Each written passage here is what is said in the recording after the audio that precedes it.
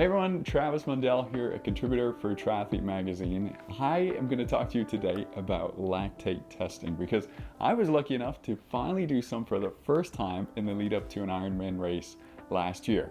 I had always wanted to, but I didn't know too much about it, and I knew I wanted to do it right, not something that I got into on my own. And finally that all worked out when I got in touch with Dr. Shawn Fife, who is an expert in this area and just seeing how the body responds to exercise. But if you haven't heard of lactate testing, lactate is a byproduct that's constantly produced in the body during normal exercise and is a very common method for testing physiological fitness because it's relatively straightforward to measure, typically with lactate strips and an analyzer as we did. And it's pretty easy to plot on a graph and understand the relationship between the lactate levels, the effort you're putting in, and this can help you train more appropriately, more precise to help create the right response from your body to adapt to the training. So then he put me through his protocol in order to get me tested to the limits and to know my full fitness profile. And let's just say it was an eye-opening experience and one that I learned more than I realized I would through doing it. To the point where now I have my own lactate test kit and I am a believer in testing completely. I was lucky enough to sit down with him after the testing as well and discuss all of our ins and outs of my testing and the basics of advanced testing like this for you. So hopefully that helps and you get something you could take away from this. So with the testing we performed today, we did what's called a 4-1 protocol. So by using the muscle oxygen sensor, we used a Moxy and a VO2 device by VO2 Master, blood lactate and heart rate. We are able to assess not only your training zones, but also lets us look at what is the limitation to your performance. We can look at whether it's your legs and your ability to produce power and use oxygen, your heart's ability to pump blood, or your lungs' ability to move air. Often one of us is going to have a weaker system that we can train and find the lowest hanging fruits to make you a better athlete. I don't think everyone needs to perform such an advanced test, but I think that for people who are short on time, having more information just makes your training more specific and you can really use the time you have better. So with testing, we can help determine what are training zones that are specific to your race paces. And so finding that first lactate turn point, that first ventilatory threshold, can help you determine what is a safe and appropriate Ironman pace. Again, we can look at what your threshold is and you can determine proper intervals to build your engine so you can have a stronger engine and learn more about yourself. You can use standard calculators and that'll get you close. But if you overtrain if you're just a little bit off on your zones, sometimes that can be a danger. With the testing we did today, we used the VO2 Master, which just takes in oxygen consumption. It doesn't calculate CO2, so we don't get absolute fat and carb burn rates. But through these training zones, we can estimate what your fuel utilization would be, and that can help you learn how to fuel better for your races too. So with training zones in this like LT1, VT1 world, the problem is a lot of people have different definitions of these things. So that can get tricky. Generally speaking, when we look at blood lactate, we see this like nice steady plateau of values, then it starts rising. So kind of that inflection point is where your body is able to sustain its efforts, and beyond that value, your body starts using more carbohydrates for fuels.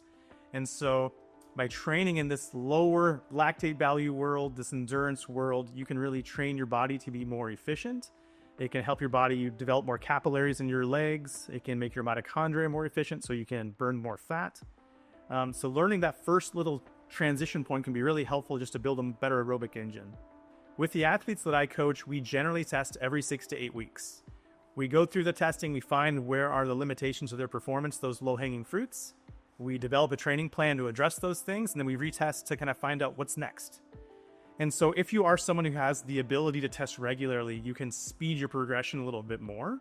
But you could do this something every 6 months just to get general markers of where your fitness is. Generally speaking, your heart rate at this kind of first lactate turn point, first ventilatory threshold, is going to be pretty consistent one year to the next. So over multiple years, that heart rate value can change. So it's depending on how much you want to invest in this. I think that a lot of people could benefit from at least every 12 weeks if they're really trying to hone into their training. Those numbers can be changed pretty easily within 4 to 8 weeks. Okay. With specific training. So if you are building a big base endurance block and want to raise your LT1, you can definitely see that change in that short period of time. So my methodology of training is a little different than others. I use not only the LT1 and LT2 as anchors, I use a metric called lactate balance point or metabolic balance point. So by using the muscle oxygen sensor, we find where your body is able to deliver oxygen and use oxygen at a steady state. And for some people, that steady state happens at their LT1. For someone who's really efficient, like say example, the 2-hour marathon runners, that metabolic steady state's really close to their LT2. So you train those two athletes differently by knowing that metabolic marker, which that's something you're only going to get through testing. And so I would train an athlete differently by knowing that other marker. Yeah, so one of the things is just how much fuel you can consume. If you're always training really hard tempo, threshold intervals every day, your body's going to fatigue because there's not enough fuel to fuel those workouts. So knowing appropriate zones and training responsibly by training good endurance levels along with your interval workouts is going to be something that's sustainable over the long term. And with training, sustainability is what actually is going to build your engine and make you better. So it's not the one hero workout. It's not crushing 1 week of intervals that's going to make you better. It's sustainability over time. So looking at like a basic lactate curve, generally speaking, we want to take that lactate curve, we want to shift it to the right. And say, for example, our LT1 is at 140 watts, but we're always training at 160, 180 watts. We're training above that LT1 point, and what can often happen is that we don't develop that lower system. So maybe we improve our LT2, maybe we improve our VO2 max values, but our LT1's not going to move as well if we don't train under it or near it to help push it to the right. Yeah, for example, if you're using those calculators that's based off of percentage of max heart rate, it's possible that your zones aren't going to be perfect for you. And so those calculators are a good place to start. So if you can use those calculators plus having just go to a lab and get a simple lactate test, you'll kind of know where your values lie compared to your heart rate maxes. And so investing in one test will help you kind of know whether those generic heart rate calculators will align for you or not. We also saw athletes that were people who hit the gym a lot. They have a lot of big muscular power in their legs, and versus people who are more aerobic. And so that can demonstrate, and if you have big, strong type 2 fast twitch muscle fibers, you'll produce more blood lactate. And so people's lactate values will be different. We had a person whose lactate's value was all the way up above 16, and someone else's who stopped at 12. So as someone has less of these type 2 motor units, they'll generally produce less muscle lactate. So we'll see a lower value and a smaller curve to their lactate shape. So we are human beings and we're complicated, and external factors are always going to be a part of life, and they're add variety to things, which makes sometimes a challenge to look at our physiology in a nice clean petri dish. We are always this mix of stress from work, from life, from lack of sleep. And so those will change our values. For example, we had a firefighter come in after a shift work and he had just a few hours of sleep. So that level of fatigue could limit his ability to really drive his muscles to push hard because he had lack of motivation from being short on sleep. We could have someone who had too much caffeine or too little caffeine, and those type of things can change heart rate values. So a lot of times consistency in our performance and training and consistency in testing will help us know if we can trust these heart rate values. And so if we're always taking the similar levels of caffeine before workouts, we know our heart rate should be at a roughly similar place. But if we had a stressful day, or that could throw our heart rate values off again. So while physiology is complicated, heart rate, I like to use it as a way to kind of control ourselves. If we always try to keep ourselves at or below these heart rate training zones, that's generally safe. Because if we've had a stressful day, that affects our whole being and our whole life. So we shouldn't necessarily push extra hard on a workout day when our body's telling us that we're having high heart rates and we're stressed. Yeah, so a lot of these tests, we have smart trainers, we have power meters on our bike, we have heart rate straps. So you essentially have a small lab at your own house. So if you have those things, you can perform your own test.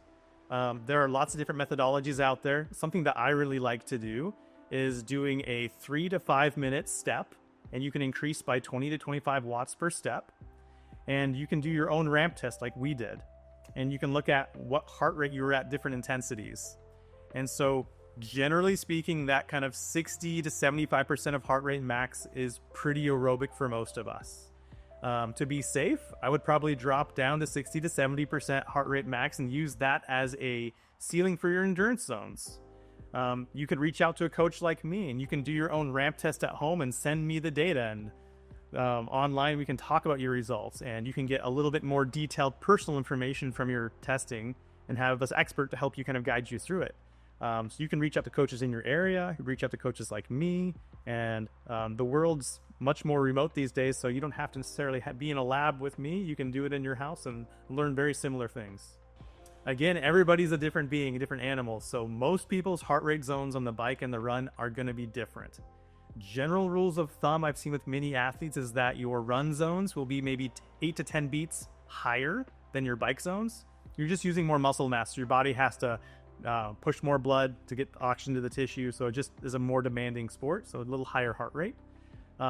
I don't do a lot of testing in the swim, and a lot of swimmers don't wear heart rate straps in the water, or nor do they have a way to kind of view heart rate in the water. There are devices like the Form goggles and things like that that are bringing those metrics more to the fore in swimming.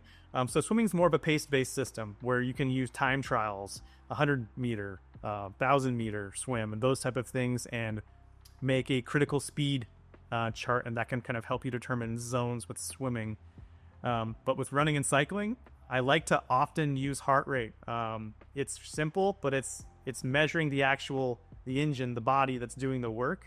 You can have your power number, but maybe on the day your body's not feeling great, and you want to rely more on heart rate. It's probably the most important thing in all of sport is your own personal perception of your effort and being able to understand how you're feeling. For a lot of us who are just data driven, we have the heart rate monitor, power meter, we have all these things telling us things, we just rely on them to give us feedback. So it's important for us to sometimes train blind and learn how our body feels and understand efforts and intensities. So on race day, you can rely on that as well in case your power meter goes out, in case your heart rate strap battery dies, so that you have that internal measurement. And so with testing and with training, what we're really doing is calibrating our perception of those intensities so that we can have that to rely upon on race day.